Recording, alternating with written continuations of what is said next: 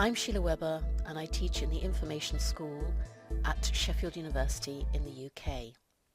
I'm going to be talking to you about abstracting. This is a talk that I've recorded for the Inf6350 Information Resources and Information Literacy class. That's a core class on a couple of our master's programs here at the Information School. However, it might be useful to other people as well. So, in this talk, I'm going to be talking about the nature and utility, the usefulness of an abstract. I hope by the end of it you'll understand the difference between an indicative abstract, an informative abstract, and a structured abstract. And also, after this, you'll start to develop an ability to evaluate abstracts. So, first of all, what is an abstract? So, I've got a definition here that it's a concise and accurate representation of the contents of a document. In other words, concise means it should be in very short, clear sentences, so it's easy to understand. And the accurate representation means that it should have give you a good idea of what the document is about. So it should sort of be a substitute for the document in concise form without misrepresenting the authors and their views. So it shouldn't be, unless it's a critical abstract, giving your own perspective on the document. It should be the ideas that are in the document there. Nothing that's not in it should be represented. So that's not the same as indexing, where you're looking at a document, and by the way, by document here, this could mean an article, a web page, a book.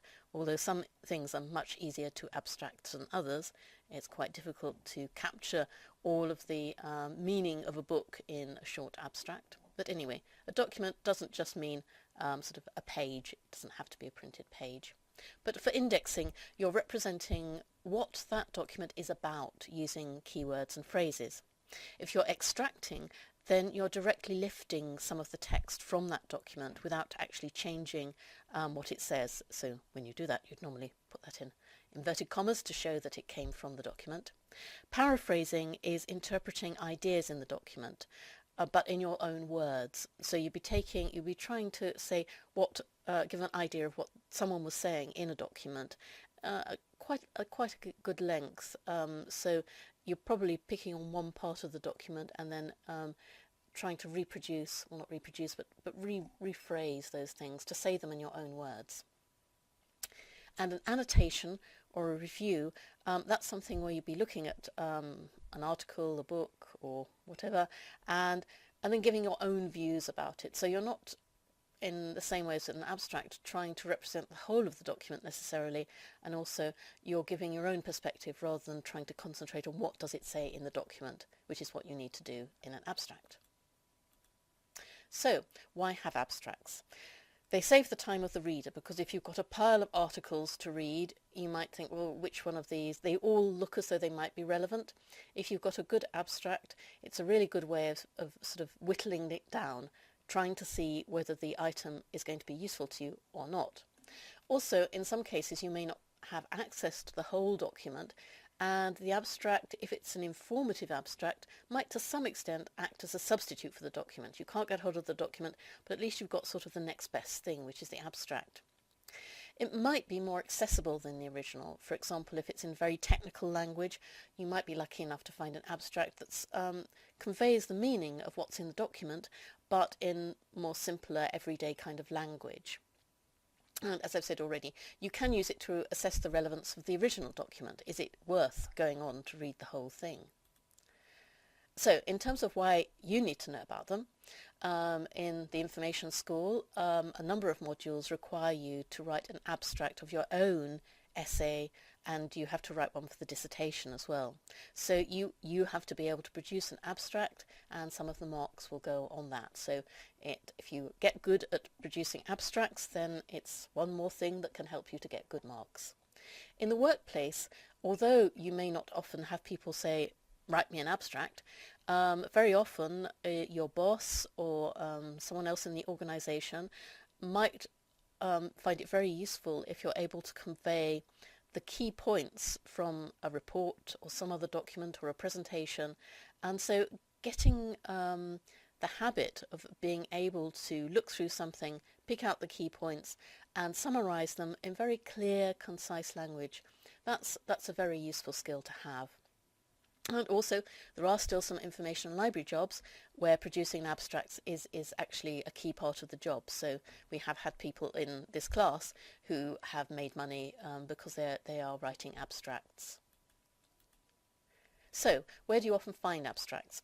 If you look at a journal article, for example, the articles in the Emerald Library, you'll see that they all start with an abstract.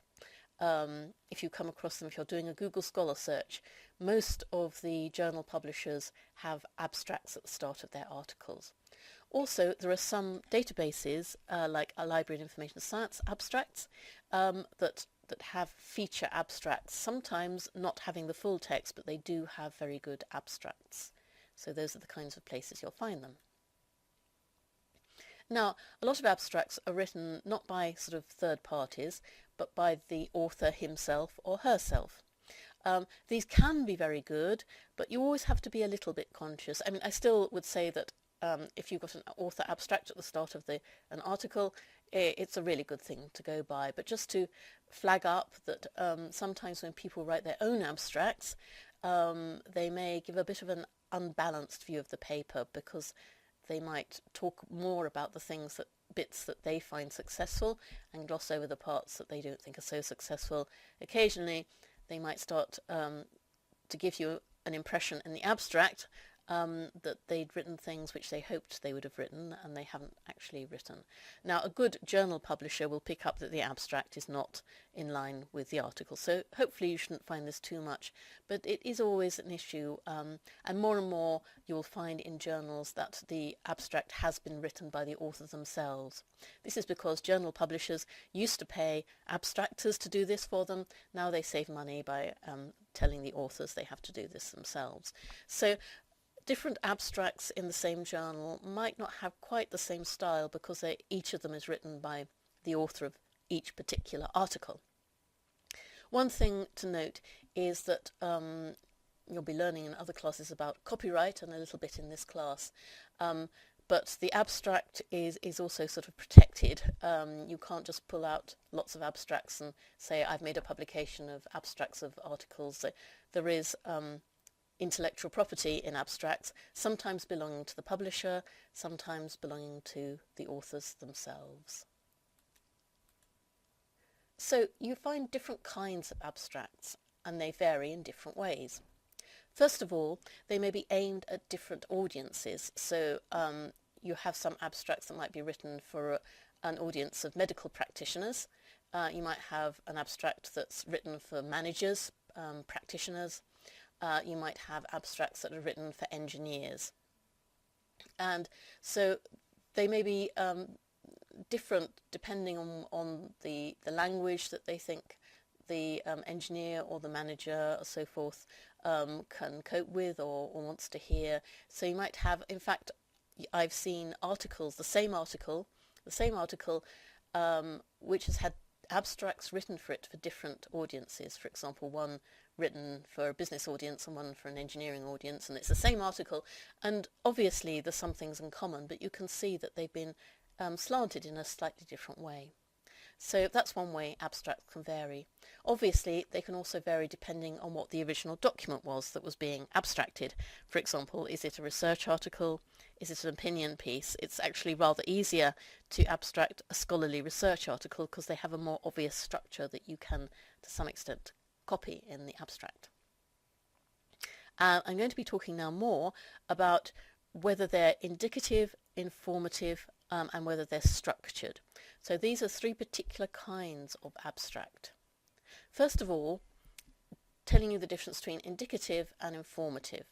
And on this slide you'll see on one side it has characteristics of an indicative abstract, on the other side it has characteristics of an informative abstract. So an indicative abstract tells you the overall scope and purpose of the document, and so does an informative abstract. So if you've got an abstract in front of you, it should say this article, and then tells you what it aims to do, and what kind of article you've got in front of you. So it's the way they start would normally be the same. The big difference is usually in the middle, because an indicative abstract indicates key themes, methods and conclusions, whereas an informative abstract informs you about key themes, methods and conclusions. So you might say, what's the difference here?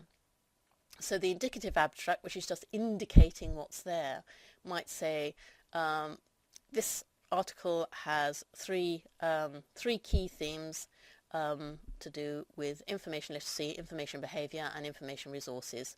It may say that the article goes on to describe a research project in which 3 people were interviewed about this. The informative abstract would probably tell you a bit more about those key themes, about how did they emerge, what are they. In the methods, it would probably give you a bit more detail about what was done and what came out of it. So basically, from the indicative abstract, you can tell what kind of content is in there, but it doesn't give you the detail about exactly what the content means. The informative abstract is much more like a substitute for the document. You might be getting the key information that you got in the document there in front of you in the informative abstract. So the informative one usually takes longer to write. If you're thinking it from the perspective of the writer, they are usually longer, but both of them can be very useful for some of the purposes that I already talked about, like trying to see whether an article is going to be worth reading in full. But if you wanted it to be a true substitute for the document, you probably want there to be an informative abstract there. So I'm going to refer you at this point to look at the examples that you've been given on the handout, which is also linked from near where you'll find this screencast, because I think it's useful to look at some examples. So I've got one example that shows you the same article with an indicative, an informative and structured abstract. Okay, a structured abstract. This uses headings to give the abstract a more obvious structure. So that's why it's called a structured abstract. All abstracts should have a very clear structure, which usually goes from saying what the aim of the article is and its scope. Then, as I said, it might work through, if it's a research article, saying what the methods were and what the findings were and what the conclusions were. But a structured one is actually quite helpful when you're writing it, because you can just concentrate on each heading one at a time rather than thinking how the whole thing is going to fit together. Structured abstracts are normally informative, giving you more information. And going back, I mentioned the Emerald Library collection. They now have structured abstracts. If you look at some of the older articles, they won't be structured, but all the new ones are in the structured abstract format. There has actually been some research in this area, asking people to read through abstracts and say how much they understand from them and how useful they find them. And this research has shown that structured abstracts are actually quicker to read and understand for the reader. So that's why quite a number of journal publishers are moving towards structured abstracts. If you end up publishing your work and you're writing for a journal, you'll be told what kind of abstract to write. And in the information school, we'll also tell you.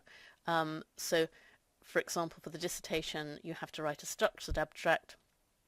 Whenever you do that, we'll give you the headings for the structured abstract, but we'll also tell you which kind of abstract to write. So, informative and structured, when are they most useful?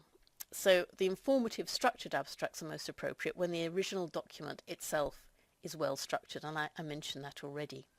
Also, they're useful when the audience will get a lot of benefit from having something that's very close to a substitute for a document.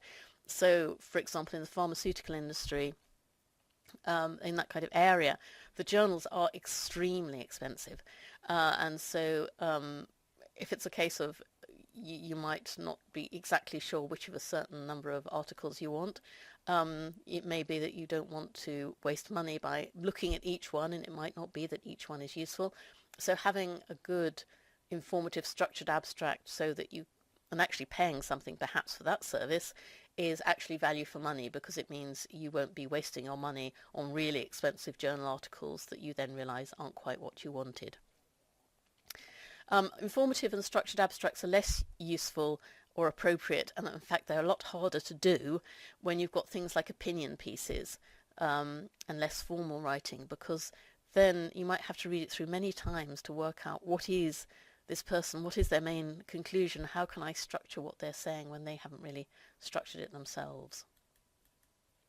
So which should you use? So in the information school, your assignment briefing should tell you which one is required, and if it doesn't, then you just ask the module coordinator, because we do say we'll always tell you. I thought I'd just mention what the difference is between an abstract and an introduction, because we found in the past that people confuse the two. So if you've got an essay and you've been told to do an abstract, you will need both an abstract and an introduction, because just kind of every written report and essay tends to need some kind of introduction. So the abstract should make sense by itself. It gives an overview of the key points from the whole document, including the aims and conclusions, just like I've been telling you about. It only mentions points which are made in the document, and it contains normally no references or quotes from any other authors. So the abstract's what I've been just talking about. An introduction does sort of overlap a bit, because it will provide an introduction to the work. So again, it may explain the aims and why the topic's interesting. And normally in an introduction, say an introduction to an essay, you'll forecast the structure of the work. In other words, you'll say, this essay, I'm going to talk about this, then I'm going to talk about this, then I'm going to talk about this, and then I'll conclude. But usually in an introduction, you don't actually give away in advance all the points that you're going to make. So you aren't covering everything in the document comprehensively. And obviously in the introduction you may also have quotations and references. Indeed, we'd expect you normally to have things like references as an introduction. As I said, I mentioned this because in the past sometimes people have written an abstract and then sort of treated that as if they've already done an introduction and plunged straight into the essay. So I, for example, don't read an abstract of an essay until after I've read the essay itself. So I'd ignore the abstract, start the essay and think, where's the introduction? So just think about that. Many of you may know this perfectly well, but as I said, we have had problems in the past. As I've said already, all abstracts should have a structure. So for example, for a scholarly article, a journal article, say about information literacy or information management, a common structure is to say the purpose and scope, to talk about the methods, to talk about the results, and then give the conclusions. And so this structure would be normally the same for indicative and informative abstracts, but as I already talked about, informative abstracts would have more detailed content. A structured abstract would differ from the informative one in having headings for each aspect rather than being in ordinary paragraphs. So again, if you have a look at the examples on the handout. So I'm just going to go through an example of process for abstracting a document. First of all, some tips. You should use grammatically correct sentences. So sentences which are good English, which have verbs in them like sentences should have, and so forth. But the sentences should be short and clear rather than long and intricate, because remember, abstract should be very easy to understand. You want to make it readable, and for example on Word there are some basic functions to do readability tests. These usually highlight things like when there are a lot of very long words. Also, avoid ambiguity. In other words, someone should be able to read a sentence and know what it means, rather than read a sentence and think, does it mean this or does it mean that? Use terminology appropriate to the target audience. So if you've been told that your target audience are people who know something about information management, then you can use jargon or language which is common among information managers. But if you're told the audience is the general public, then you might choose not to use certain words which would only be understandable to information managers. Remember, you're not adding your own interpretation, you're trying to reproduce faithfully the ideas and so forth that are in the document. And, as I've said already, the abstract should make sense on its own. Now, a good way of testing all of this is perhaps to give the abstract to someone who's like the target audience. So if it's meant to be readable by the general public, you can just give it to any friend or family member and say, what do you think of this? Can you understand what it's saying? In fact, even if it's, say, something which is supposed to be understandable by information managers, if you pass it to someone who's a fellow student or something like that, they probably ought to be make sort of reasonable sense of it, and certainly they'll be able to pick up whether it's confusing, the sentences are too long, or whether it makes sense on its own. Now, people find their own process for doing things like abstracting, but this is an example of a process that you could go through. And certainly some of these features, like having to read the article more than once, are very important. So you've got, say, a journal article in front of you, or you've got your own essay in front of you. You know you've got to produce an abstract. First of all, read it. So try to avoid getting bogged down in small details. You're trying to find out, what is this article about? What's the main point? And if you've got some headings, some structured headings, start taking notes perhaps. You might want to, even if you're not doing a structured abstract, you might want to make some notes under aims, scope, methods. I'll just throw in a comment that if it is your own essay, try and read it as if you're reading it for the first time. Obviously you'll have a deep knowledge because you've worked through it again and again, but it can be easy to forget what in the end you included and you left out. So make sure you're abstracting the final form of the essay and not some version earlier on. So make notes on key points, use the headings, and I've indicated a sort of structure in that previous slide, so you could use that for other articles. So then draft a rough abstract. Summarize essential information about the purpose of the article in your first sentence, but try and avoid duplicating the title. I mean, if the title actually says the purpose of the article, then there might be a case for doing that. But otherwise, the title and the aim are usually a little bit different, so do think about that. Don't lift sentences from the original article, apart from the fact that you'd have to sort of put them in quotes because they become, otherwise they'd be plagiarism. Usually in the article it will explain things at much greater length than you want to do in the abstract. So start with one draft, one first version, and then basically you need to perhaps read through the article again, rewrite the abstract. Unless it's a structured abstract, normally you just put it in one paragraph. In terms of numbers of words, then again, normally you'll be told whether there's a word limit for the abstract. If it's a module in this program, then again you can ask the module coordinator if it doesn't actually say. Then try and make a decision, and as I said, you can use a friend. Is your abstract a good representation of the article? Okay, so that was telling you something about abstracting. That's the end of this presentation, and I hope that you found it useful. If you're in the class, as I've said, you can look at the handout, and you'll also, if you're in the Inf6350 Information Resources and Information Literacy class, you'll be getting a session to practice this in class time.